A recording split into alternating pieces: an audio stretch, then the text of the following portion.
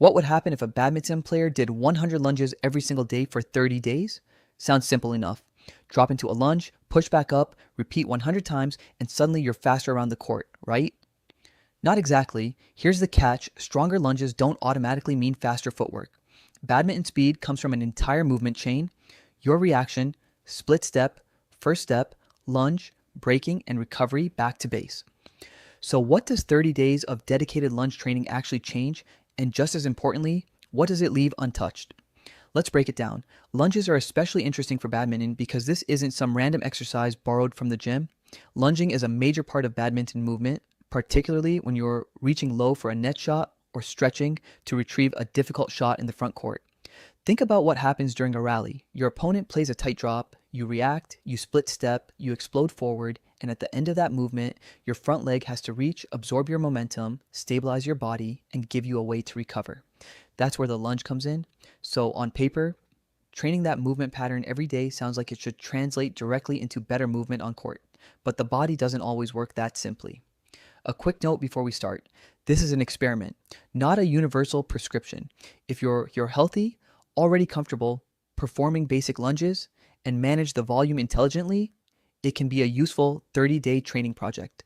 But it isn't something every badminton player should blindly add to their routine, especially if you're already playing several times a week, since you're already getting a lot of lunging volume on court. Adding another 100 repetitions every day means adding even more on top of that. Now, here's what the first week can look like. If lunges haven't been part of your regular training, your legs will probably let you know very quickly. Your quads burn, your glutes get sore, and suddenly walking up a flight of stairs feels like another workout. For many players, 100 quality lunges won't be realistic as a single set, so instead of turning this into a race, you can divide the volume into smaller sets throughout the day: 20 in the morning, 20 later, another set before training, and so on. But during this first week, form matters more than the number. Keep your front knee controlled, don't let it collapse inward. Keep your torso stable, brace your core, and lower yourself under control instead of simply dropping down and bouncing back up. Because 100 sloppy repetitions aren't necessarily better than 50 good ones. If your technique falls apart just to reach the number, you're no longer training the movement you actually want to improve. Then comes week 2, and this is where things start getting interesting. The soreness begins to fade, the movement feels more natural, and 100 lunges no longer feels like a massive wall you have to climb. You may be able to move through sets of 15 or 20 with less rest, and more importantly, you may start noticing small changes on court. Your lunge might feel more controlled, your balance at the bottom may improve, and pushing back toward your base after reaching for a shot may feel slightly easier. These aren't dramatic transformations, but they're the kind of small changes that tell you your body is adapting to the movement, and that's when the exercise starts feeling less like a random workout and more connected to badminton itself. But around week 3, another side of the challenge starts to appear. Your legs may be getting stronger, but stronger doesn't automatically mean more balanced. Badminton doesn't distribute movement perfectly between both legs. Depending on your playing style, certain directions and corners may be used much more often than others. And over years of playing, that repeated movement can contribute to differences between the dominant and non-dominant sides.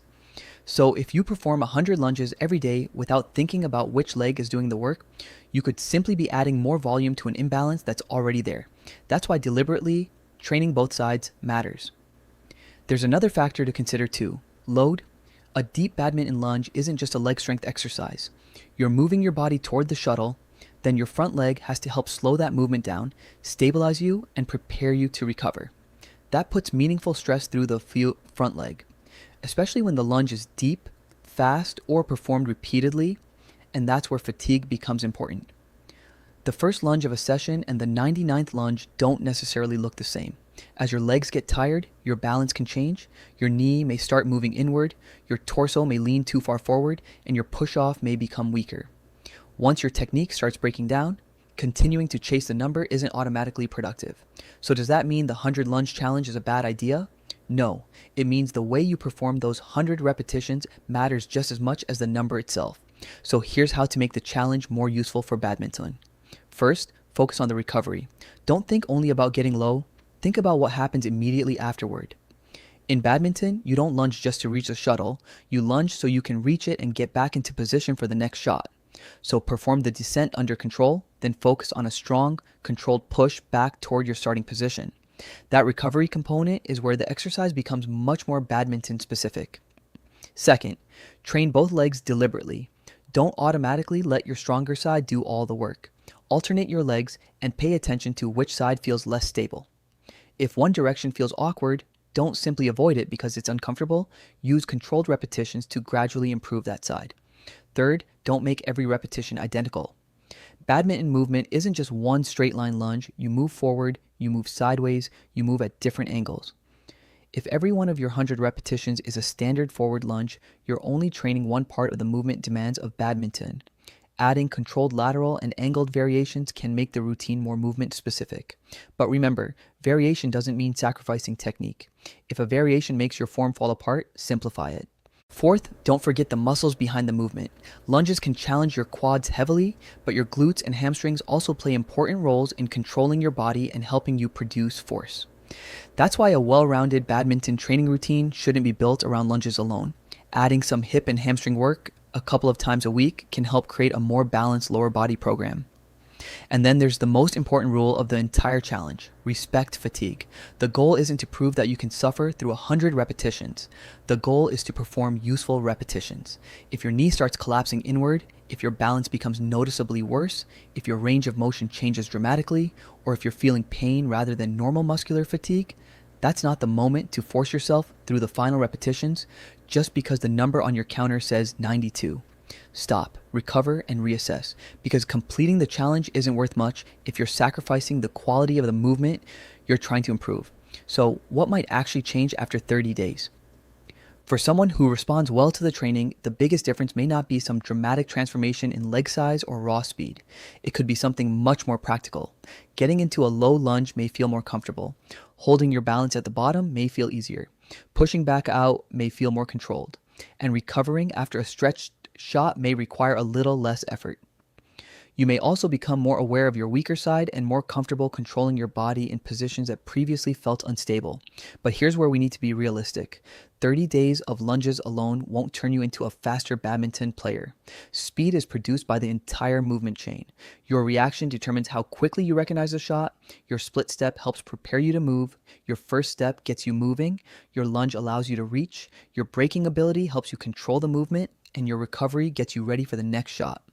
The lunge is an important link in that chain, but it's still only one link. You can build stronger legs without automatically becoming faster if you never train the rest of the movement system. That's one of the most important lessons from this entire challenge. So here's the bigger picture. 100 lunges a day can be a useful training challenge for a badminton player because it develops a movement pattern that has a clear connection to what happens on court. But the value doesn't come from blindly chasing the number 100. It comes from performing those repetitions with good technique, balanced leg training, controlled movement, and enough recovery to actually adapt. So if you're healthy, comfortable with basic lunges, and want to try the challenge, start intelligently. Warm up before you begin, especially if you're also playing badminton that day. Don't jump straight into deep, high-volume lunges with cold muscles. If 100 repetitions are too much in a single session, split them into smaller sets. Pay attention to both legs. Focus on the recovery push-off, not just how deep you can go.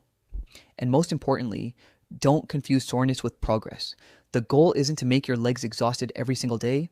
The goal is to make them better at doing what badminton demands. Because the real goal was never to become someone who's incredibly good at doing lunges in their living room. The goal is to become a badminton player whose legs can reach, stabilize, recover, and do it again. Corner after corner, rally after rally, even when the third game gets tough.